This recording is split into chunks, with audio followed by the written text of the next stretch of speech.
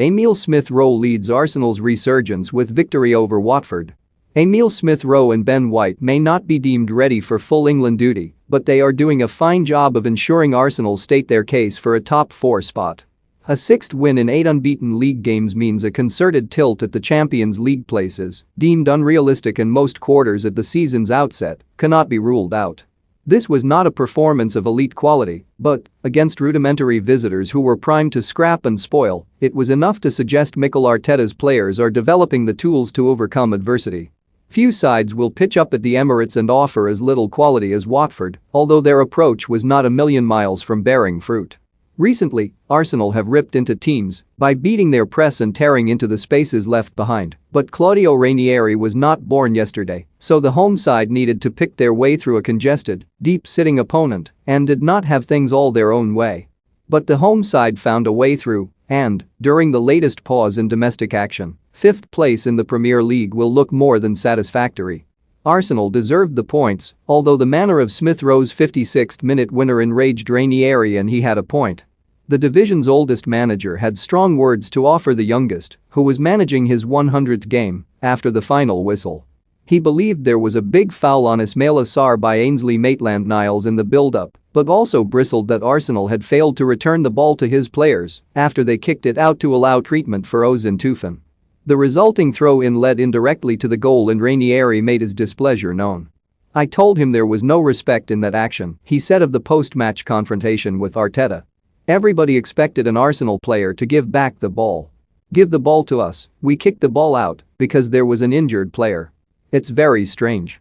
Arteta brushed off the complaints and suggested Arsenal are more sinned against than sinning.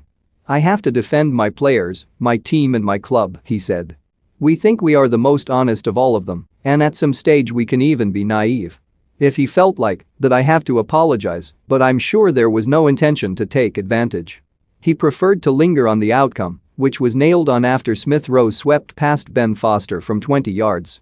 Watford had half-cleared a cross but White, stepping up to intercept ahead of a flat-footed Josh King, regained possession 40 yards out. Slaloming runs have become a stock in trade for White, who has turned in a succession of majestic performances. He swerved past Juraj Kuka and, while Moussa Sissoko then halted him with a half-challenge, the ball fell nicely for Smith Rowe. The shot, struck first time, took a slight deflection and meant the playmaker has scored in 3 successive league games. It came at the point when Arteta might have been tempted to use his substitutes, but the manager felt his starting players were rewarded for their application. "It was clear we were going to have moments of frustration," he said. "You have to be consistent with the actions to win the match, and we never lost sight of that, which is why we won." At halftime Arsenal had every reason to feel twitchy. Their total domination of the opening period had rarely brought clear chances, but they should still have gone in ahead. Bukayo Saka thought he had deflated Watford within 8 minutes, converting after Pierre-Emerick Aubameyang touched on, but the striker had been ahead of Foster, and there was only one defender between ball and goal. VAR nixed the celebrations, which had been carefully choreographed between Saka and Smith Rowe, and an extended passage of scrappy, foul-strewn play ensued. Danny Rose, who had a torrid time against Saka, inexplicably hauled Alexander Lacazette down as he looked to tame Nuno Tavares' miscued shot. It was an egregious act of clumsiness but Aubameyang's penalty, neither down the middle or in the corner, was superbly repelled by a combination of Foster's arm and trailing leg. An Aubameyang spot kick had met a similar fate in their previous home game against Aston Villa, but on that occasion he buried the rebound. "He will stay on penalties if he is happy to do so," Arteta said nonetheless.